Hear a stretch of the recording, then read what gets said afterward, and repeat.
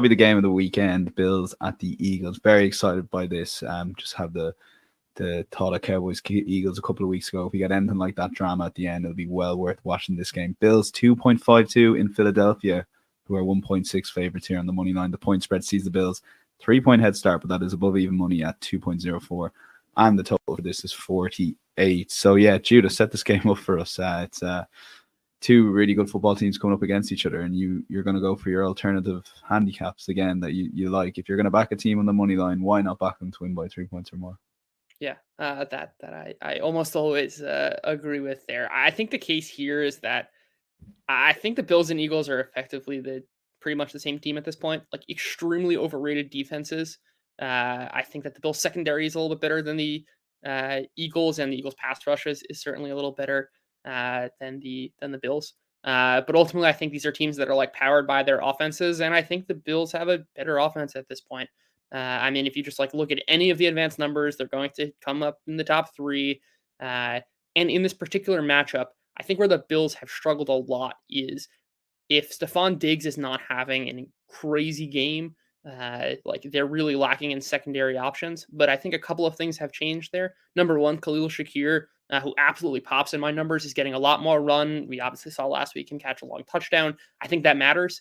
Him getting more snaps and more targets is going to benefit this Bills offense in the long run. And in this particular matchup, I think the fact that the Eagles secondary has been dreadful. I mean, if you look at any of the Josh Jobe's been maybe the worst cornerback in football. James Bradbury, incredible player last year, probably should have been an All-Pro, is having a terrible season. Darius Slay too. It's not that crazy. These guys are not young, and like cornerback play is notoriously very volatile. I think that elevates the kind of weakness of the Bills in their lack of secondary options. Also, Dalton Kincaid getting way more involved. He's obviously been that kind of like second target, and I think Stephon Diggs is just going to have his way.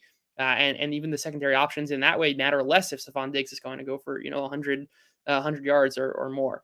On the Eagles side, they're going to be an extremely consistent and good offense. I think the Dallas Goedert injury matters a lot, especially blocking in the run game. And like the Eagles' offensive line got destroyed on Monday night against Kansas City. Hurts cannot run in the same way he's used to. He clearly doesn't want to do that. The offense, I think, is still designing some runs for him to try and keep the threat of the run, live for a defense to kind of account for. But he clearly can't run. He's obviously hurt. All of this is to say, like, given their current, teams, like I know the records are going to tell a totally different story. I think the Bills are flat out a better team. And yes, they're on the road, but I'm going to back them, especially given the prices we're going to get for a Bills -2.5. Okay, yeah. Sam, what did you make of the Eagles Chiefs game last week? Because watching the game, I think everyone knows the Chiefs had enough to win that game. But is there maybe too much being made of that in the sense of the Eagles? Because you have to respect the record and the fact they keep digging out these victories. You do have to respect the record, but I do think they're obviously best record in the league. They are the favourites now with Matchbook to win the Super Bowl. And I can't help but think that they're not quite as good as the record. I wouldn't have them as my personal favourites to win either. So I think you kind of do need to be a little bit objective with it. And I think what Judah said is pretty much bang on the money. I don't think there is as big a difference between these two teams as the records would suggest. And I think we've seen some pretty poor play from Josh Allen at times, some stupid turnovers. If a couple of those hadn't have happened, we'd be looking at this game in a very, very different light. So for me, I'm going Bills +3.5. I can't believe we're actually all agreeing on stuff today, which is a little concerning, but I'm sure we'll disagree on some stuff in a minute. But yeah, the Bills are the top 3 on offense. Eagles are 6th on offensive DVOA. That is, sorry. Defensively, they're pretty much neck and neck. And I just don't believe in this Eagles team ultimately when it comes down to it.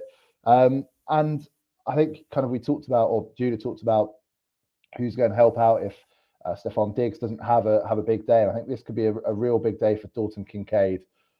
If you follow me on Twitter, you probably see that nearly every Sunday. But I've got to say, I think this is going to be a good one for him. The Eagles have given up 6 touchdowns to tight ends so far this season. So I think this could be a real opportunity for him to have a big day. And yeah, I think just take Bills in the points, because if they win, I really wouldn't be shocked. And I think there's an argument for taking the handicaps as Judah and Drew have done as well. Yeah, and complete the agreement for us here, Drew, with more agreement. I guess throughout the season, we haven't always agreed. So in these 4 main games, at least. So it's going to be really promising, or we're going to have to pick up the pieces big time next Wednesday, Drew. So. Yeah, I know, right? Yeah. And, is it great mind, Drew, or is it group thinking? You tell me. I don't know. It's tough to say. I've lost money now a couple weeks in a row trying to sell the top on the Eagles, and a ton of it is because Jalen Hurts is injured. Like as Drew said, like it's as obvious as plain as day. Like you've taken an entire element out of that offense. Like how are they getting away with this, right? And I could be screaming, take the money line against the Eagles every week between now and the Super Bowl, and it's going to ultimately drain my entire positive performance at this point in the season, because that they are playing a different game in a lot of ways. They're playing 4-down football. That definitely, there's a coaching advantage here in terms of in-game decision making. It's clearly Philly.